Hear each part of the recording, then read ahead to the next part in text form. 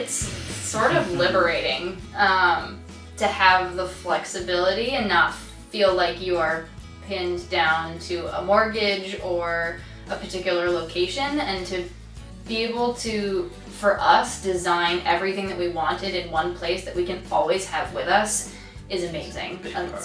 It's a huge privilege to be able to just take everything that you want in one space and bring it with you wherever you go. I think right now it's giving us the flexibility to figure out our lives and also make really smart financial decisions, where Jake's parents are financing the house right now for us, and our plan is to pay it back over the course of 3 years, but in that time we are, it's like the sweat equity, and we're building this house ourselves. We get to keep it, and we can also move wherever we want. If Jake decides to get a job in Colorado, like, we can take the tiny house with us. We'll never leave Vermont. But just it gives us the flexibility to live wherever we want and still maintain a house without spending a ton of money on rent, and sort of in that limbo in your 20s where you haven't figured everything out yet, but you still want to have like a solid home base. This is pretty liberating. Yeah, I mean, we take a big garbage bag to Goodwill every couple of months with stuff that, if I'm like looking for one particular thing and I'm going through a box and I'm like, I didn't miss this. I didn't even remember that I had this. Like, is this really valuable enough to take up space in our house? And if the answer is no, it just goes. And I think we've sort of had to cut the emotional ties from our stuff, which I think is really healthy. We didn't have much stuff to begin with, though. Yeah, that's true. So it wasn't like, what are we gonna do? Mm-hmm. It's like, no, it's fucking manageable.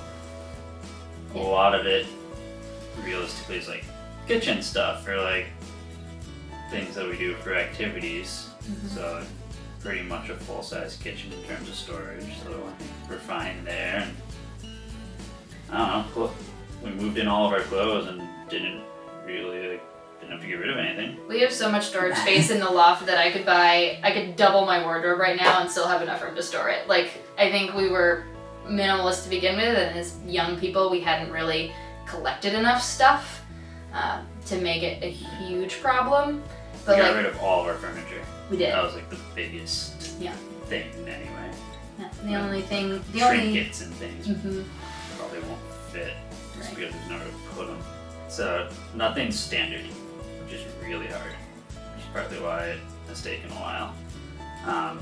We wanted to cut costs in certain things. And I think Jake especially is very design focused, and so is his dad, who's been a big part of this process. And bit of a perfectionist. Yeah, absolutely. Which really slows things down.